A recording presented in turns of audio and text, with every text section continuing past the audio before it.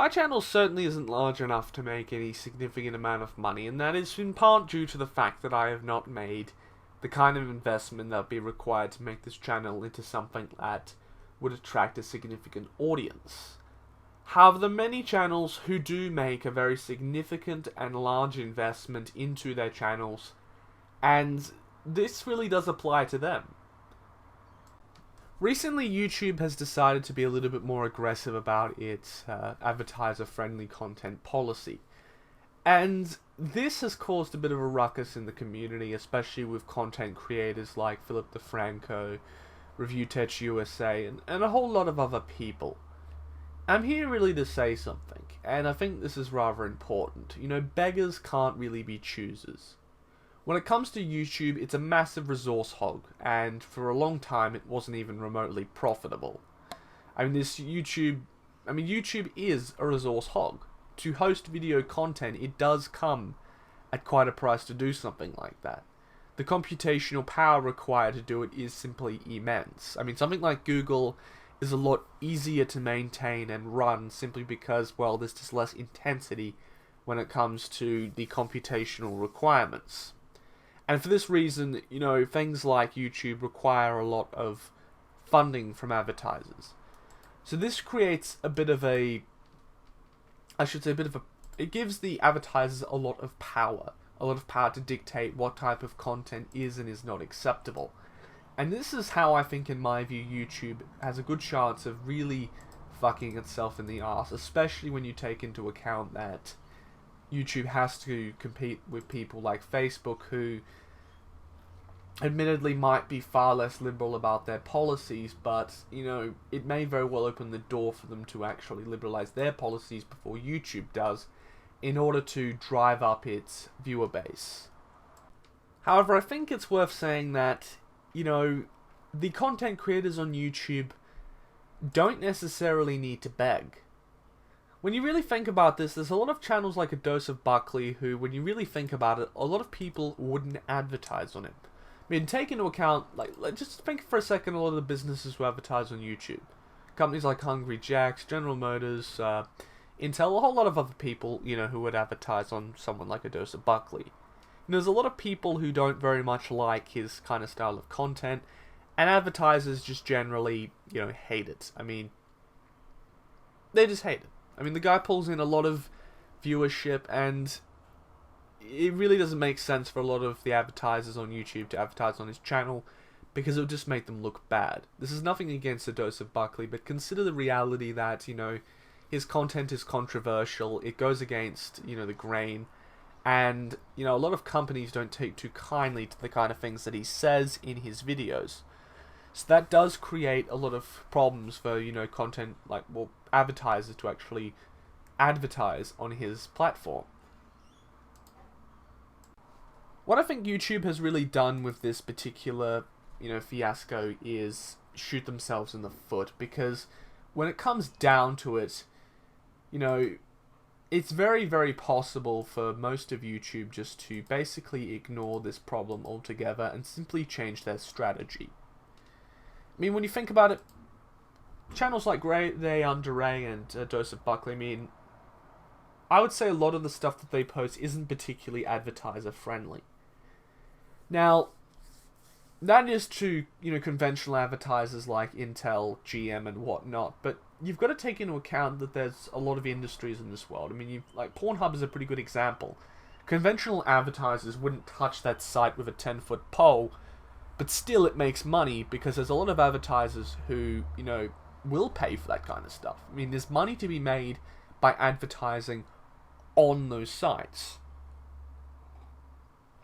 Channels like A Dose of Buckley, you know, they certainly will receive advertisers of, you know, different industries. And that's going to make money for them. However, the trouble is that's not going to make money for YouTube, because they can't necessarily demand that they get paid. Unless YouTube becomes subscription-based, which is possible considering what's going to happen and how things have been going. Really, these channels are going to find a way to make money because YouTube is profitable. There's big audiences. Grade A Under A has 3 million subscribers. A Dose of Buckley has 600,000. Drama Alert has 1.5 million. So when it comes down to it, you know, these channels don't necessarily need to appeal to YouTube's advertisers. All they need to do is appeal to their own advertisers. And I imagine that a lot of these advertisers are going to be far more liberal about what they consider to be acceptable. And with this leniency, they're going to be able to pull in a bigger viewership. A bigger viewership for these companies is going to mean more money. More money for these companies is going to mean more money for the YouTube producers. The YouTube producers, you know, are going to receive more money, and they're not necessarily going to have that garnished by YouTube. So when you really think about this, YouTube are shooting themselves in the foot quite big time. I should say they're shooting themselves in the foot like crazy, because when you think about it, you know, they are the ones who are going to suffer the most. YouTube is more or less bound by its actual advertisers. I mean, the majority of the whole community guidelines is all governed by what the advertisers want. And, you know, when you think about it, YouTube would also host porn if the advertisers considered that it was acceptable. I mean, YouTube would change. I mean, YouTube's policy is directly dictated by what advertisers want. And that is going to, you know, has a really big effect on how this entire site works.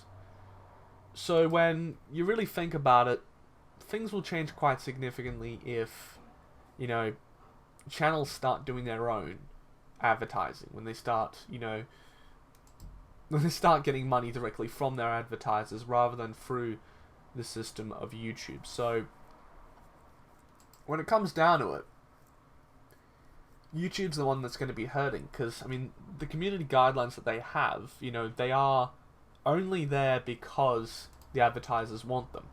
If YouTube were far more liberal about its policies, it would probably receive quite a significantly greater viewership. I mean, most porn sites wouldn't exist because YouTube would simply fill that particular market because it's just huge.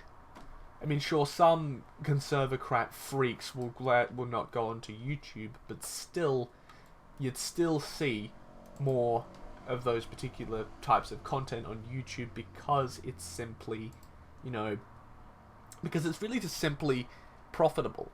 I mean, YouTube exists to make money, and, you know, this particular move on their part is not good for them. I mean, there's just no other way to say it.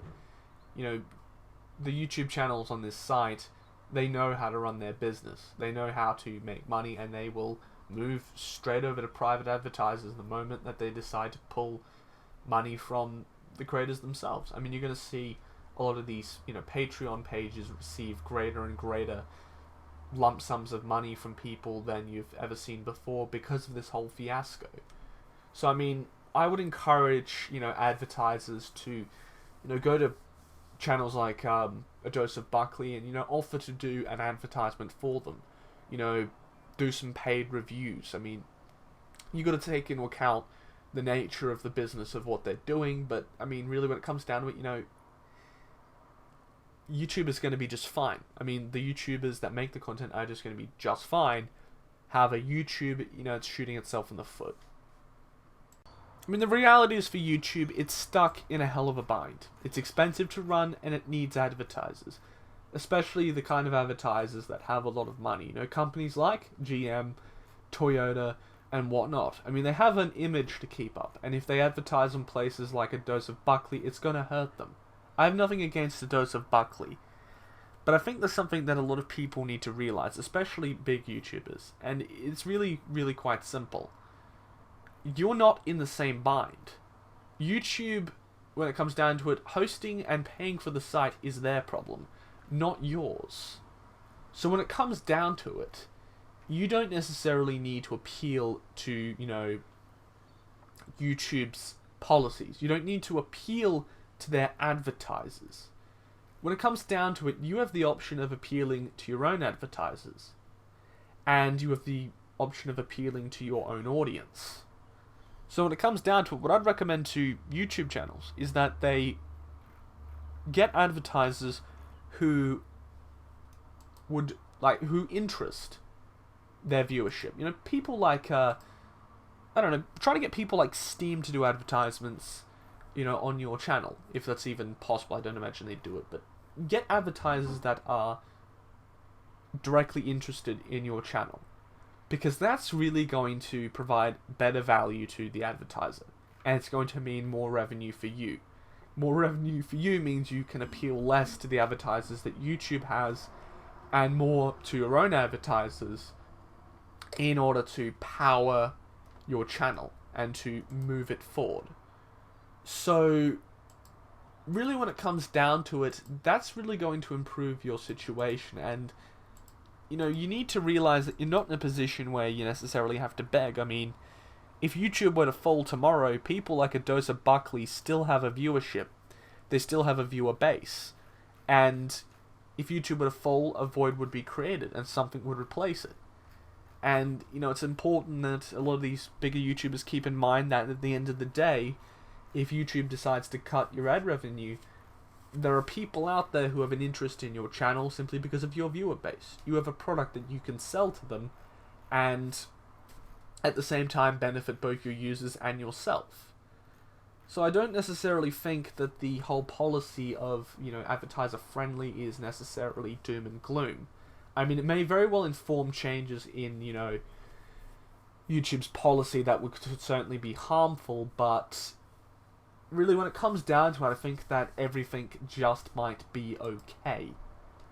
Who knows, I might be wrong. YouTube might become far more draconian and far less liberal about its policies, but I have a disturbing feeling that at the end of the day, there's probably going to be a change in regards to the advertisers that YouTube are going to accept, because when it comes down to it, a lot of the viewership that comes to YouTube is because of controversy, and a lot of the content on YouTube isn't necessarily politically correct either.